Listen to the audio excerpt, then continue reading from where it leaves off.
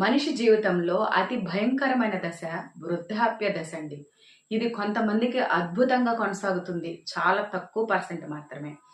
చాలా ప్రణాళికగా లేదా పెద్దల తరతరాల ఆస్తి ఉన్నవాళ్ళు లేదా వీళ్ళో చక్కని ప్రణాళికతో సెటిల్ అయిన వాళ్ళు తప్ప 90% లేదా 80% వృద్ధాప్యాన్ని చాలా భయంకరంగా గడిపే వాళ్ళే ఉంటారు. ముఖ్యంగా మనం రోడ్ల మీద వెళ్ళేటప్పుడు బజార్లలో గమనించండి, చాలా మంది భార్యాభర్తలు కావచ్చు, స్త్రీలు కావచ్చు లేదా పురుషులు కావచ్చు, చాలా దయనీయమైనటువంటి పరిస్థితుల్లో రోడ్ల మీద కనిపిస్తూ ఉంటారు.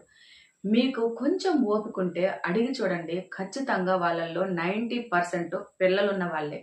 కానీ ఆ దశలో వాళ్ళ దగ్గర ఆర్థిక పరమైన స్థితిగతులు లేకో లేదా పిల్లలు పట్టించుకోకో రోడ్లు పాలైపోయి చాలా దయనీయమైనటువంటి పరిస్థితిని అనుభవిస్తూ ఉన్నారు. కాబట్టి నేను చెప్పొచ్చేది ఏంటంటే, నేను చాలా మందిని గమనించాను. ఒకవేళ మనం మన ప్రయాణంలో చాలా స్పీడ్గా వచ్చేస్తున్నా అలాంటి వాళ్ళని చూసినప్పుడు కాసేపు ఆగి మనకు తోచింది ఎంతో కొంత సహాయం చేసి అడిగిన సందర్భాలు ఉన్నాయి. మీకు పిల్లలు లేరా, ఇల్లు లేదా, వాకిల్ లేదని. చాలా మంది వాళ్ళల్లో మాకు పిల్లలు ఉన్నారు కానీ మమ్మల్ని పట్టించుకోక వదిలేశారు అని. నేను చెప్పొచ్చేది ఏంటంటే, ప్రతి ఒక్కరం ఉద్యోగాలు ఉన్నా లేకపోయినా ఎలాంటి స్థితిగతుల్లో ఉన్నా ప్రతి పేరెంటు పిల్లల కోసమే పాకులాడతారు. వాళ్ళ భవిష్యత్తు కోసమే వీళ్ళ జీవితం మొత్తాన్ని ఖర్చు పెడుతూ ఉంటాం.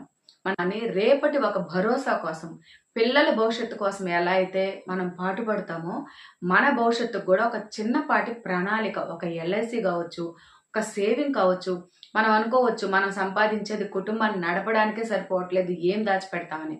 కానీ ఖచ్చితంగా ఎంతో కొంత రేపటి మన భవిష్యత్తు కోసం కూడా దాచుకోకపోతే, ఒక సెక్యూరిటీ ఏర్పరచుకోకపోతే కనీసం ప్రేమానుబంధాలతో డబ్బు ఉన్నా లేకపోయినా చూసే పిల్లలు ఉన్నారు, లేకపోలేదు. మనమందరం దానికి ఉదాహరణే.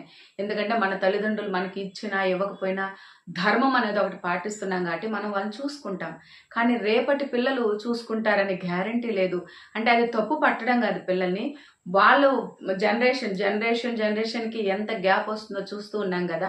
వాళ్ళ యొక్క స్థితిగతుల్లో కావచ్చు, వాళ్ళ పని ఒత్తిడి కావచ్చు, రకరకాల సిచ్యుయేషన్స్. ఇక్కడ పిల్లల్ని తప్పు పట్టడం అని కాదు, కానీ దేనికైనా సరే తల్లిదండ్రులు వాళ్ళ భవిష్యత్తు కోసం కూడా ఎంతో కొంత భరోసాని ఏర్పాటు చేసుకోవడం అనేది చాలా చాలా చాలా అవసరం. దీన్ని మనం ఖచ్చితంగా ఫాలో అవ్వాల్సిందే. లేదంటే రేపటి భవిష్యత్తు పిల్లలు అద్భుతంగా మనం తీర్చిదిద్దగలిగిన మనకి భవిష్యత్తు లేకుండా పోతుంది. అందుకే ఎంతో కొంత మన భవిష్యత్తు కోసమైతే ఒక ప్రణాళిక ఏర్పాటు చేసుకోవాల్సిన అవసరం ఎంతైనా ఉంది.